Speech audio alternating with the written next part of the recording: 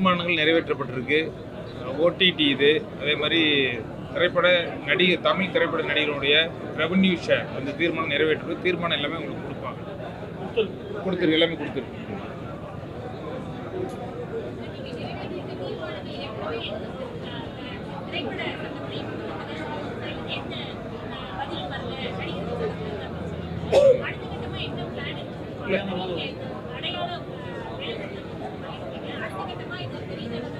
இல்லை, இனிமேல் தான் முடிவு பண்ணணும். ஒரு பேச்சுவார்த்தை நடத்தி அன்னைக்கு நடக்காது.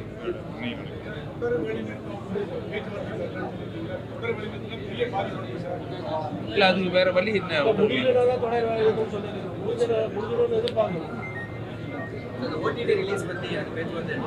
அது பேச்சுவார்த்தை. இப்போ வந்து ஓடிடின்றது நம்ம ஒரு சவுத்துன்னு சொன்னால் 4 ஸ்டேட்டில் வாங்குவாங்க, ஒரு ஸ்டேட்டில் கிடையாது. அதே மாதிரி 4 ஸ்டேட்டு பேசி முடிச்சு அது ஒரு நல்ல முடிவு எட்டப்படும். ஓடிடியே வாங்குறது இல்லை எங்கேயுமே. இப்போ வந்து இந்த நடிகர்களுடைய சம்பளம் குறைப்பு தொடர்ந்து இப்போ ஓடிடி இத்தனை வாரங்களுக்கு பிறகு வெளியாகும். இதெல்லாம் பல கூட்டங்களிலும் பொதுக்குழு கூட்டங்களிலும் தீர்மானம் எடுக்கப்பட்டு தான் இருக்குது. ஆனால் அது இன்னமும் நடைமுறைக்கே சாத்தியம் இல்லை அப்படிங்கிற மாதிரி தெரியுது சார். தமிழ் திரைப்படம் இல்லைங்க. அதுக்கு வந்து தமிழ் திரைப்பட தயாரிப்பாளர் சங்கம் கொஞ்சம் சில வருடங்களாக சின்னதாக ஒரு பிளவுபட்டு இப்போ வந்து இவர் தலைவரான பிறகு தமிழ் திரைப்பட தயாரிப்பாளர் சங்கத்துக்கு தமிழ் புகழ் தலைவரான பிறகு ஒரு இணக்கமான ஒரு சூழ்நிலை ஏற்படுத்திட்டு இருக்கார். அந்த தனியாக போன அந்த அமைப்பு இப்போ ஃபுல்லாக வந்து தமிழ் திரைப்பட தயாரிப்பாளர் சங்கத்துக்கு ஒத்துழைப்பு கொடுக்கறதா வந்திருக்கிறார். ஸோ இப்போ ஸ்ட்ராங்கான ஒரு அமைப்பாக மாறிக்கிட்டு இவருடைய தலைமையில் அதை இவர் ரொம்ப அழகாக டீல் பண்ணிட்டு இருக்கிறார். அதனால தான் பல வந்த உடனே 2வது நாளோ 3வது நாளோ வந்து இன்சூரன்ஸ் எல்லாருக்கும் இவ்வளவுக்கு வந்து நிதி நிலைமை ரொம்ப மோசமாக இருந்த அந்த காலகட்டத்தில் கூட இதை சமாளித்து பண்ணியிருக்காரு. அப்படி பல விஷயங்கள் இவர் மேலே ஒரு நம்பிக்கை இருக்குது. பல ஆண்டுகளுக்கு பிறகு இந்த தமிழ் திரைப்பட தயாரிப்பாளர் சங்கம் ஒரு ஸ்ட்ராங்கான ஒரு நிலைமைக்கு வரும். நாங்கள் நினைக்கிறது சாதிப்போம் அப்படின்ற ஒரு விஷயத்தில் ரொம்ப முனைப்பாக இருக்கிறார். இப்போ இதற்கு முன்னாடி நிர்வாகிகளுடைய செயல்பாடுகள் சரிவர இல்லை அப்படின்னு அப்படி நீ எப்பவுமே இப்படி குறுக்க கேள்வி கேட்டால் பதில் சொல்ல முடியாது தம்பி. நல்லதை நினைச்சு நம்ம போய்கிட்டு இருக்கிறோம். நல்லது பண்ணுவோம் அப்படின்னு சொல்லும் போது நீ பின்னாடி ஏன் போற? குறுக்கு பத்தியா கேள்வி கேட்க புரியுதா? நல்லது பண்ண போறோம் நாங்க. இப்ப நடிகர்களோட இணக்கமா உட்காந்து பேசுவோம். அவங்களும் வந்து தயாரிப்பாளர்ல தூக்கி எறிகிறவங்க. தயாரிப்பாளர்கள் நல்ல மரியாதை உள்ளவங்க தான் நடிகர்கள் இல்லையா? நடிகர் இல்லாமல் தயாரிப்பாளர் இல்லாமல் நடிகர்கள் உட்கார்ந்து பேசும்போது ஒரு இணக்கமான சூழ்நிலை உருவாகும். ஆனால் என்னைக்கோ ஒரு சினிமா ஆரம்பிச்சது, இன்னைக்கு சினிமா நல்லா இல்லை. ஸோ எல்லாரும் சேர்ந்து டிராவல் பண்ணுவோம் அப்படின்றதானே எங்க கோரிக்கை. அதை எப்படி அவங்க இது பண்ணுவாங்க? இப்ப அவர் சொன்னாரு நடிகர்கள் சம்பவத்தை குறைக்க போறீங்களான்னு கேட்கிறேன். இல்லை, அது குறைக்கிறது இல்லை. 2 பேரும் சேர்ந்து படங்கள் பண்ணுவோம்.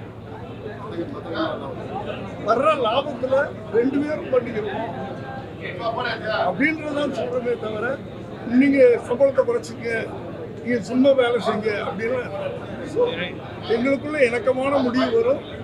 அப்படிதான் நாங்க பேசுவோம். நோக்கமே லாப நஷ்டத்தில் பங்கேற்கணும், அவ்வளோதான். அதே மாதிரி இந்த சிறு திரைப்பட தயாரிப்பாளர்கள் அவங்களுக்கு வந்து இந்த தியேட்டர் கிடைக்கல அப்படிங்கிற பிரச்சனை வந்து ஆண்டாண்டு காலமா பல மேடைகளிலும் நிகழ்ச்சிகளுடைய மேடைகளிலும் பேசிட்டு அவர்களுக்கான அந்த வாழ்க்கைக்கு புதுசா என்ன சார் பண்ண போறீங்க? இல்லை, அது என்னென்னா அதுவும் பேசிக்கிட்டு இருக்க முன்னாடி கொண்டு வந்து சட்டம் தமிழ்நாட்டில் மட்டும்தான் வந்து 4 ஷோ. நீங்கள் காலையில் 9 மணி ஷோ போட்டாலும் ஸ்பெஷல் பர்மிஷன் வாங்கன்னு சொல்லியிருக்கோம். வேறு கர்நாடகா ஆந்திராவோட அந்த மாதிரி கிடையாது. அதுவும் ஒரு அன்றைக்கி சிஎம்ஐ பார்த்து ஒரு மனு கொடுத்துருக்கோம். 5 ஷோவை போடலாம், ஒன்றும் பிரச்சனை கிடையாது. 9 மணிக்கு ஆரம்பித்தாவே 10 ஷோவை பர்மிஷன் ஸ்பெஷல் ஷோ மாதிரி தான் கன்சிடர் பண்ணுறாங்க. அப்போ வர படங்கள்லாம் 4 மணி நேரம் 4.5 மணி நேரம் இருக்குது. இப்போ பெரும்பாலும் ஒரு சில படங்களை தவிர அந்த மாதிரி கிடையாது, 2 மணி நேரம் தான். அதில் வந்து பண்ணலாம். அது ஒரு ஷோ கொடுக்கலாம். இந்த மாதிரி பேசிட்டு மனு கொடுத்துருக்கோம். புதுசாக அமையக்கூடிய கவர்மெண்ட்டு கொடுத்து நாங்கள் கண்டிப்பாக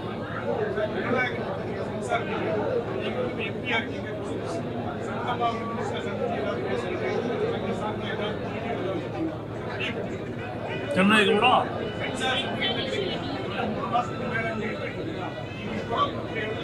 அவர் இப்போ தானே இப்போதான் வந்திருக்கிறாங்க.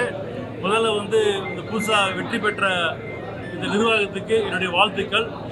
நான் பாராளுமன்ற உறுப்பினர் ஆன பிறகு இந்த தமிழ் திரைப்பட தயாரிப்பு சங்கத்தில் நானும் கிட்டத்தட்ட 27 வருஷமாக உறுப்பினர் இருக்கேன். மூத்த உறுப்பினர் முறையில் கண்டிப்பாக தமிழ் திரைப்பட சங்கத்துக்கு என்னுடைய ஒத்துழைப்பு கண்டிப்பாக இருக்கும். பெரிய திரைப்படத்திற்கே இந்த பிரச்சனை வரப்போ அடுத்தடுத்து சின்ன பட்ஜெட் திரைப்படங்கள் நிறைய வந்து இந்த மாதிரியான இருக்கு. நல்ல கதைக்களம் கொண்ட திரைப்படங்கள், ஒரு பெரிய பட்ஜெட் கொண்டிருக்கக்கூடிய திரைப்படமே இந்த மாதிரி வெளியாகும் பொழுது தயாரிப்பாளர்களுடைய நேரடியாக பாதிக்கப்படுறாங்க. ஸோ அந்த மாதிரியான நடவடிக்கைகள் வெளியானதா பைரசி லீக் ஆகிறதுக்கு அதான் நாங்கள் இப்போ பேசும்போதே பொதுக்குழுவில் பேசணும். படம் ரிலீஸ் ஆன பின்னாடி பைரசி போகுதுன்னா இப்போ ரிலீஸ் ஆகாத படத்துக்கு ஒரு சிலர் பண்ணது இப்போ எடிட்டர் அவங்க அசிஸ்டன்ட் பண்ணியிருக்குன்னு சொல்கிறாங்க. அது கண்டுபிடிச்சாச்சு, உடனே நீக்கம் பண்ணியிருக்கு. இதை பாதிக்கிறது தயாரிப்பாளர் தான். சட்டப்படி நடவடிக்கை அதான் போயிட்டு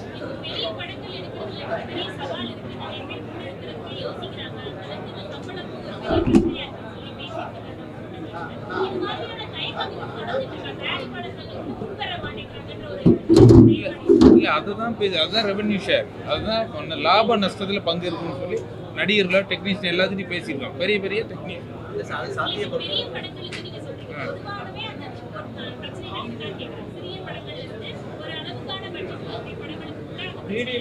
பெரிய பட்ஜெட் படம் 2 படத்துக்கு தான் 6 கோடி கீழே இருக்கிற படங்களுக்கு பிரச்சனை இல்லை. அடுத்த படங்களுக்கு பெரிய பட்ஜெட் படங்களுக்கு தான் அந்த பிரச்சனை இருக்கு. அதுதான் ரெவன்யூ ஷேர் கொடுக்கறது தீர்மானம் போட்டிருக்காங்க. அதை வலியுறுத்தி தான் ஒரு நாள் அடையாளம்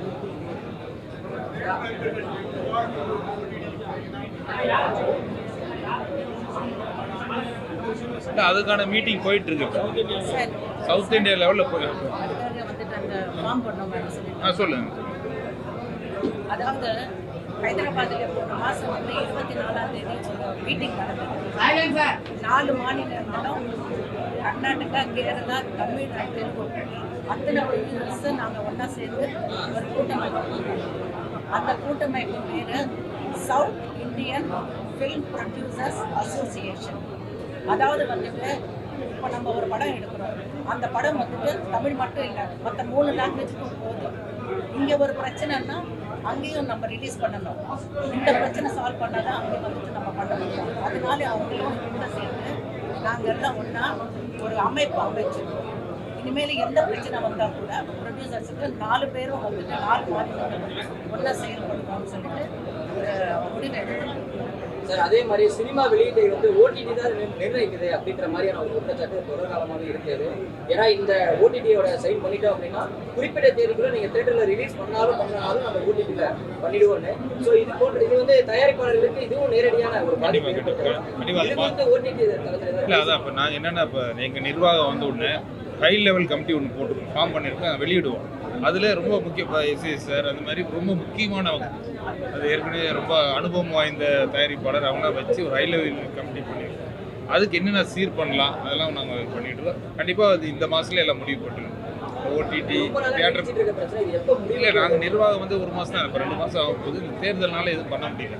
கண்டிப்பாக ஒரு மாதத்தில் எல்லாத்துக்கும் ஒரு தீர்வு வரும் கண்டிப்பாக.